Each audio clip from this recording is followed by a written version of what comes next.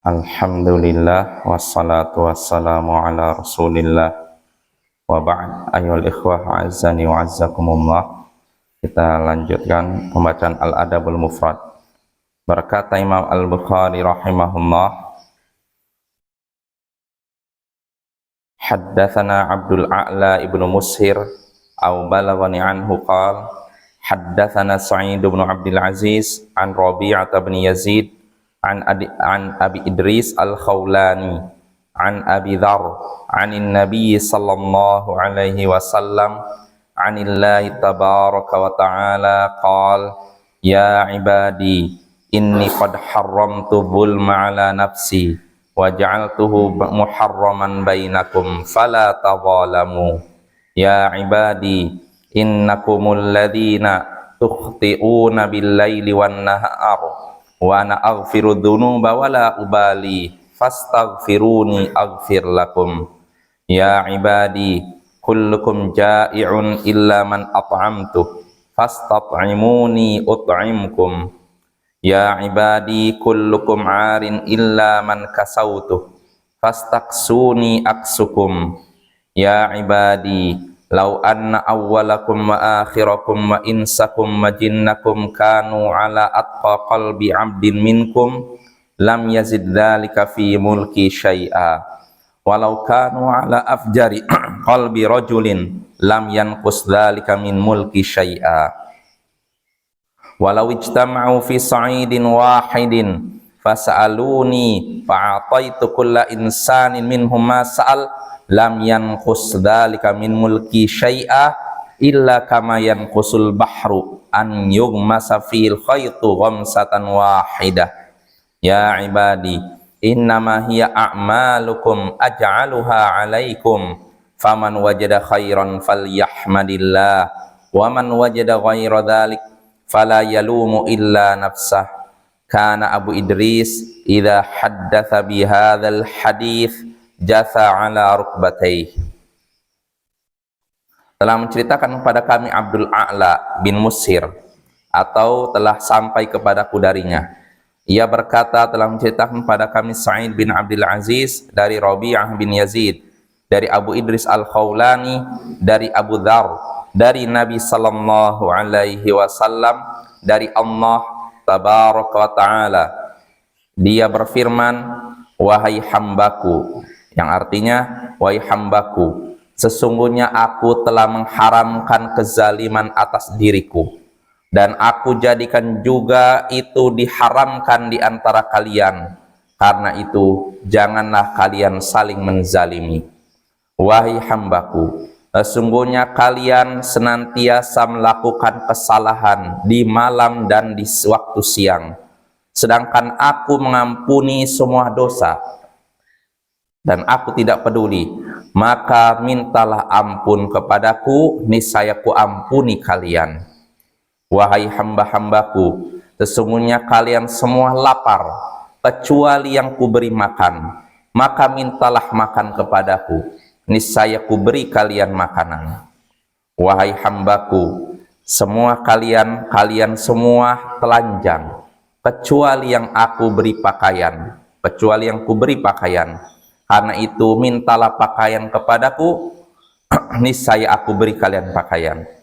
Wahai hamba-hambaku, seandainya orang-orang terdahulu di antara kalian dan orang yang belakangan di antara kalian, begitu juga manusia yang ada di antara kalian dan juga jin yang ada di antara kalian, seandainya semua itu berada atau dalam keadaan ketakwaan salah seorang di antara kalian, seandainya ketakwaan mereka seperti orang paling bertakwa di antara kalian, niscaya itu tidak menambah kerajaanku sedikit pun.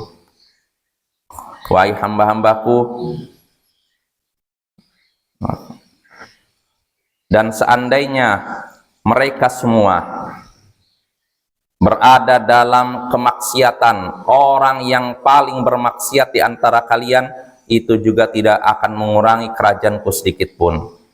Dan seandainya mereka berkumpul di satu tempat yang tinggi, semuanya berkumpul di satu tempat yang tinggi, lalu mereka meminta kepadaku, kemudian aku berikan setiap orang apa yang ia minta, niscaya itu tidak akan mengurangi kerajaanku sedikit pun, kecuali seperti laut yang dikurangi airnya oleh jarum yang dimasukkan ke dalamnya dengan sekali celupan.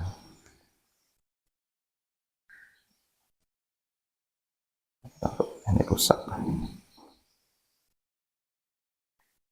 Wahai hamba-hambaku, sesungguhnya itulah amalan kalian. Aku jadikan atas kalian, aku balas kalian.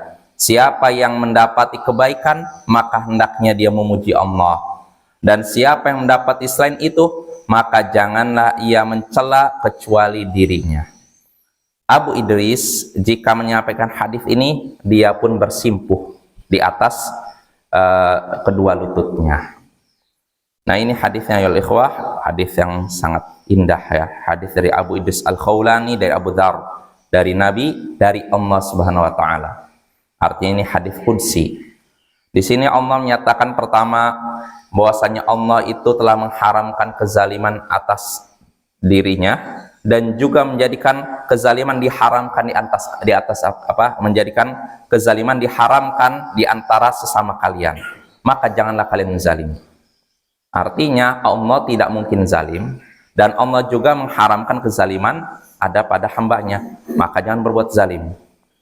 Lalu Allah ingatkan bahwasanya kita ini selalu berbuat salah di waktu malam dan siang, dan Allah mengampuni semua dosa, maka mintalah ampun kepada Allah atas dosa-dosa kita. Lalu berikutnya Allah mengingatkan bahwasanya kalian semua itu lapar, kecuali yang aku beri makan, maka minta makanlah kepadaku. Artinya kita bisa makan, pada hakikatnya kita sebenarnya nggak punya kekuatan untuk makan. Allah yang memberi kita makan, maka mintalah makan kepada Allah. Dan Allah juga mengingatkan, wahai hambaku, kalian semua telanjang kecuali yang kuberi makan. Artinya kita sebenarnya tidak bisa memiliki makanan atau pakaian yang untuk menutupi aurat kita, asalnya kita tidak sanggup, tapi Allah berikan pakaian sehingga kita bisa menutupi aurat kita, maka mintalah pakaian kepada Allah. Lalu berikutnya Allah mengingatkan, wahai hamba-hambaku, seandainya orang terdahulu, orang belakangan, manusia dan jin, mereka semua adalah orang yang paling bertakwa. Mereka bertakwa, dan ketakwanya seperti orang paling bertakwa di antara kita. Mereka semua manusia ketakwanya seperti orang paling bertakwa di antara kita. Itu tetap tidak akan menambah kerajaan Allah sedikit pun. Artinya mau hambanya soleh semua, nggak akan nambah kerajaan Allah sedikit pun. Lalu Allah katakan seandainya semua manusia, jin, manusia, orang terdahulu maupun belakangan, semuanya fajir, semuanya jahat, bahkan mereka semua kejahatannya seperti orang paling jahat di antara kita, maka itu tidak akan mengurangi kerajaanku sedikit pun. Ya. Lalu Allah ingatkan lagi, seandainya seluruh manusia, jin, manusia berkumpul satu tempat yang tinggi, lalu masing-masingnya meminta sesuatu kepada Allah, mengajukan permintaan kepada Allah, lalu Allah memberikan permintaan mereka semua, satu persatu diberikan semua, maka itu tidak akan mengurangi kerajaan Allah sedikit pun, kecuali seperti laut yang dicelupkan dengan jarum, lalu diangkat. Berkurang tidak? Nggak berkurang air lautnya kan, seperti tetesan gitu aja itu yang diambil, nggak mempengaruhi air di laut. Begitu pula kerajaan Allah, mau semua hambanya minta kepada Allah lalu diberi, nggak akan berkurang kerajaan Allah sedikit pun. Lalu Allah ingatkan di sini, wahai hamba-hambaku, itu semua amalan kalian, milik kalian, dan aku membalasnya untuk kalian. Artinya apa? Semua yang kita lakukan ya kita sendiri yang akan merasakan buahnya gitu loh.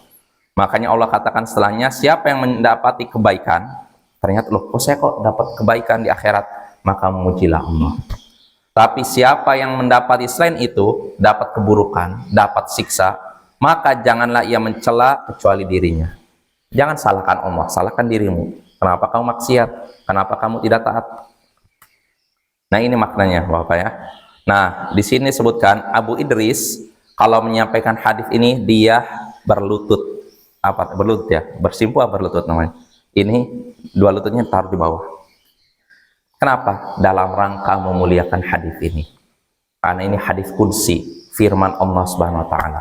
Jadi dia kalau dengar hadis ini langsung, kalau mau menyampaikan hadis ini dia berlutut ke bawah, ininya tempelkan ke bawah sebagai bentuk pengagungan terhadap hadis ini. Nah ini Bapak-Bapak ya, ini makna hadisnya. Nah dari hadis ini kita bisa mengambil beberapa pelajaran. Di antaranya pertama, hadis ini menunjukkan bahwasannya Allah mampu untuk melakukan kezaliman, tapi Allah haramkan itu atas dirinya. Allah mampu berbuat zalim, tapi Allah tidak melakukan kezaliman. Karena apa? Sayangnya kepada kita dan sebagai bentuk kasihnya kepada kita. Lalu faedah kedua, kezaliman diharamkan terjadi antara umat manusia. Sebagaimana Allah katakan tadi, wa ja'altuhu bainakum muharraman. Aku jadikan kezaliman diharamkan di antara kalian.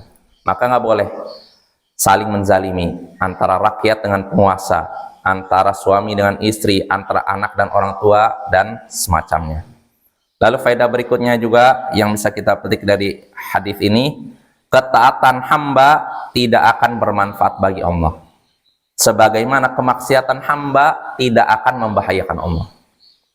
Artinya jangan kita menyangka dengan kita banyak beramal saleh Allah mendapatkan keuntungan. Enggak, Allah tidak butuh amal kita. Justru kita lah yang membutuhkan kasih sayang Allah. Dan jangan juga menyangka kalau kita maksiat Allah akan merugi. Enggak, justru kita lah yang merugi ya. Nah itu faedah ketiga. Lalu faedah terakhir yang bisa kita petik dari hadis ini, dalam hadis ini terkandung keterangan tentang kasih sayang Allah yang begitu luas ya. Karena Allah tidak menghukum manusia, langsung menghukum manusia ketika sudah melakukan dosa.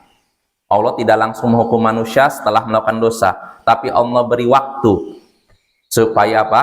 Bertobat dan supaya menyadari kesalahannya, lalu dia tidak mendapatkan hukuman di kemudian hari.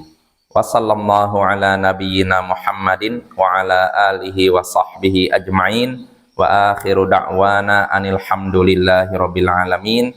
Assalamualaikum warahmatullahi wabarakatuh.